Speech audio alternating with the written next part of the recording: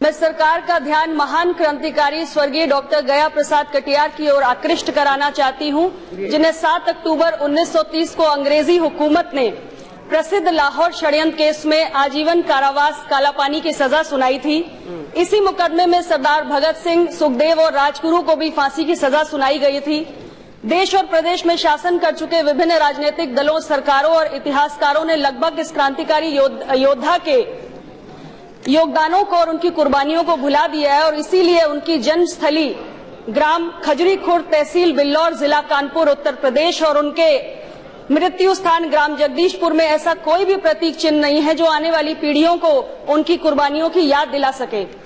उनके दादा स्वर्गीय महादीन कटियार ने 1857 के प्रथम स्वतंत्रता संग्राम में बढ़ चढ़ कर हिस्सा लिया था, जिनकी कहानियां सुनकर डॉक्टर गया प्रसाद कटियार के मन में अंग्रेजों के प्रति नफरत पैदा हो गई थी।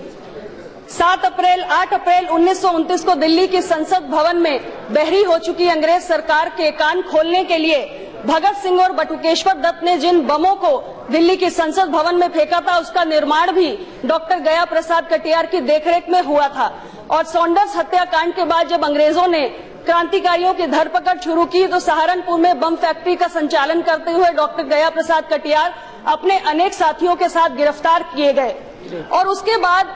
अंग्रेज सरकार ने उनके ऊपर बहुत सारी यातनाएं देकर बर्बर अमानवीय सलूक करके उनसे उनके साथियों के राज उगलवाने का प्रयास किया, लेकिन वे सफल नहीं हुए। तो उन्होंने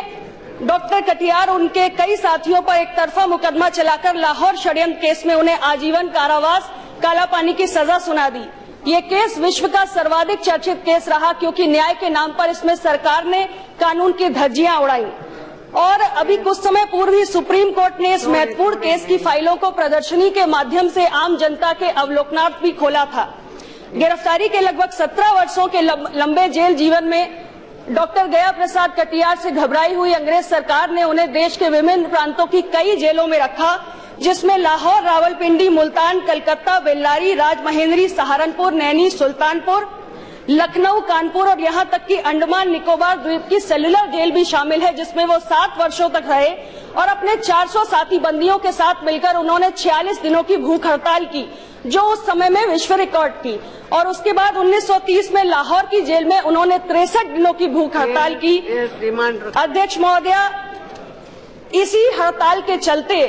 सेलुलर जेल में राजनीतिक बंदियों के लिए बी क्लास का निर्माण हुआ,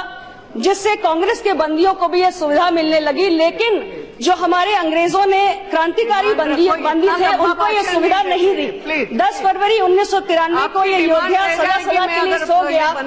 ऐसे क्रांतिकारियों के बलिदानों से ही आने वाली पीढ़ियों को आजादी के महत्व के बारे में पता चलता है। इसलिए मेरी सरकार से आग्रह है कि उनके योगदान, उनके बलिदान को याद करने के लिए, उनके सम्मानित करने के लिए उनका एक डाक टिकट जारी करे। बहुत बहुत